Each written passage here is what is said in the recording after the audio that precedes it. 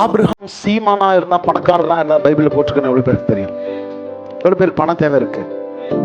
Go and read the life of Abraham. பணம் ஜெபிச்சா வரவே வராது. நான் மறுபடியும் சொல்றேன், நீ 40 நாள்ல 80 நாள் உபவாசம் இருந்தாலும் பணம் வராது. நம்பிக்கையில நீ பாருங்க, ஜெபம் பண்ணுங்க.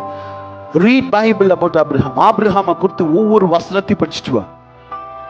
அவன் என்னென்ன பண்றான்னு பாரு, அவன் என்னென்ன எப்படி பேசுறான்னு பாரு, அவன் என்னென்ன செய்யறான்னு பாரு. நான் சொல்றது எவ்வளவு பேருக்கு புரியுது? அதை எடுக்க சத்தமா சொல்லுங்க. இப்ப கோயம்புத்தூர்ல ஒரு வீடு கட்டுறேன், புரியுதுங்களா? சூப்பர் வீடு. அதே வீடை இப்ப ஈரோடுல கட்ட முடியுமா முடியாதா?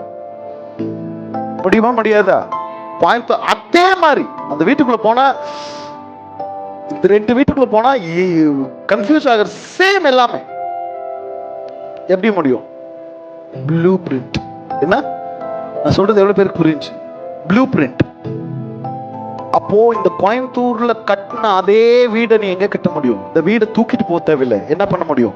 ப்ளூ பிரிண்ட் இருந்தா எங்க கட்டலாம்? ஈரோட்ல கட்டலாம், சேலம்ல கட்டலாம், சென்னையில கட்டலாம். நான் சொல்றது எவ்வளவு பேருக்கு புரிஞ்சு?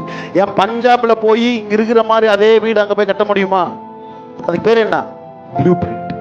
இப்ப நான் என்ன சொல்றேன்னா, பைபிள்ல வாழ்ந்த அத்தனை பரிசுத்தவான்களோட வாழ்க்கை குறித்த ஒரு ப்ளூ பிரிண்ட் இங்க இருக்கு. அதை நீங்க அப்படியே எடுத்து அதே ஃபாலோ பண்ணா அவங்களுக்கு கிடைச்ச அதே ரிசல்ட் உங்களுக்கும் கிடைக்கும். வாலிப பிள்ளைங்க போய் யோசேப்பை படிங்க, யோசேப்பு என்னென்ன பண்ணா படிங்க, யோசேப்பை படிச்சு படிச்சு படிச்சு தானியேலை படி, யோசேப்பை படி, தாவீதை படி, தாவீது யோசேப்பு தானியேலை, புரியுதுங்களா? வாலிப பிள்ளைங்களாம் போய் திரும்ப திரும்ப திரும்ப படிங்க. அதை படிக்க படிக்க படிக்க படிக்க அவங்களுடைய அந்த ப்ளூ பிரிண்ட் கண்ணுக்கு முன்னாடி வரும்.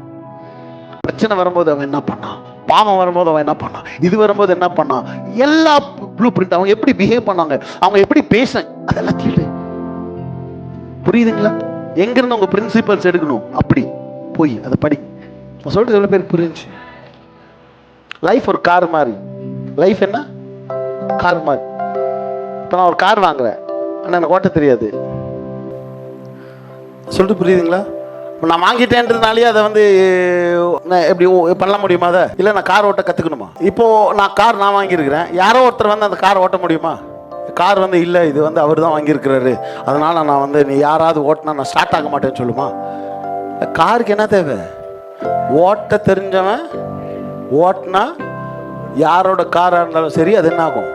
அப்போ கார் ஓட்டுறதுக்கு ஓனராக இருக்கணுமா, ஓட்ட தெரியணும்? காருக்கு என்ன ஓனராக இருக்கணுன்ற அவசியம் இல்லை. என்ன பண்ணணும்? ஓட்ட தெரிஞ்சாதான் கார் ஓட்ட முடியும். அதே மாதிரி தான் உன் லைஃப் எப்படி வாழணும்னு உனக்கு தெரிஞ்சிருந்தா அதை நீ பெஸ்ட்டாக வாழலாம். லைஃப் ஒன்று தான். லைஃப் யார் கையில்? உன் வாழ்க்கை உன் கையில். யாரோ அது எப்படி வாழணும்னு உனக்கு தெரிஞ்சிருந்தா உன் லைஃப் சரித்திரமா இருக்கும், பெஸ்ட்டாக.